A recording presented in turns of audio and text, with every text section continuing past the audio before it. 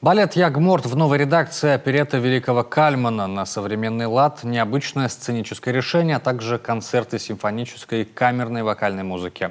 31-й международный фестиваль оперного и балетного искусства Сыктывкар-Тулыс для жителей и гостей столицы приготовил много сюрпризов. 10 апреля откроет его премьера «Фиалка Монмартра». Елена Кононова о том, что ждет нас этой весной. Пока это выглядит так. Без музыки, костюмов, реквизитов. Простая рабочая обстановка.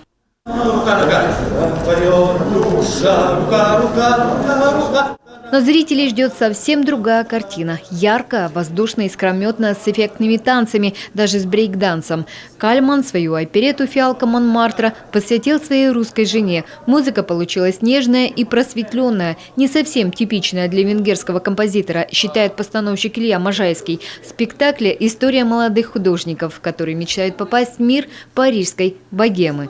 Спектакль будет очень современным. Мы хотим его сделать очень современным. Там будут современные костюмы, то есть интерпретация спектакля для того, чтобы могла прийти молодежь. Дело в том, что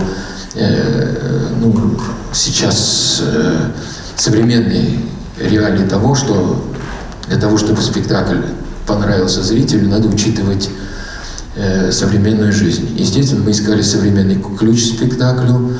Там есть очень интересное решение по оформлению. Оно будет несколько условно, но очень красивым, таким эстетским немножко. И это не единственный сюрприз для зрителя. В постановке необычное решение сценического пространства. Оркестр на этот раз расположится на самой сцене и тоже станет действующим лицом. Мы закроем оркестровую яму, то есть мы сделали сложнейшую конструкцию, сборно-разборную, которая будет позволять закрывать оркестровую яму. И вот это первый спектакль, который пройдет в таком необычном формате.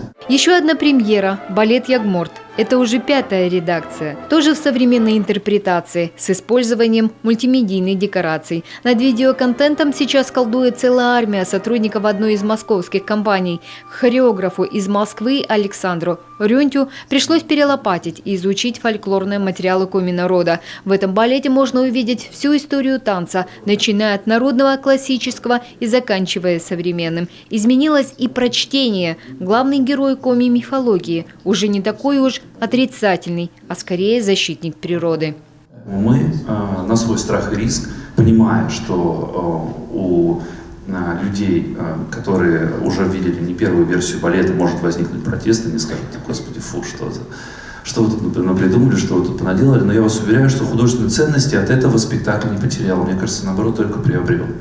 Он стал более обширным, он стал более деликатным, он стал более аккуратным, он стал более человечным. Кстати, в работе над балетом использовали уникальный артефакт из Национального музея. 3 нотные тетради, клавир самого Якова Перепелицы. Это первая версия «Ягморта», 61 год.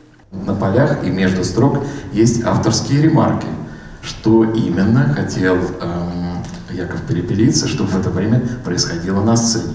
Для нас, при том, что у нас либретто переработано, для нас это тоже очень важно, что именно автор хотел в этот момент.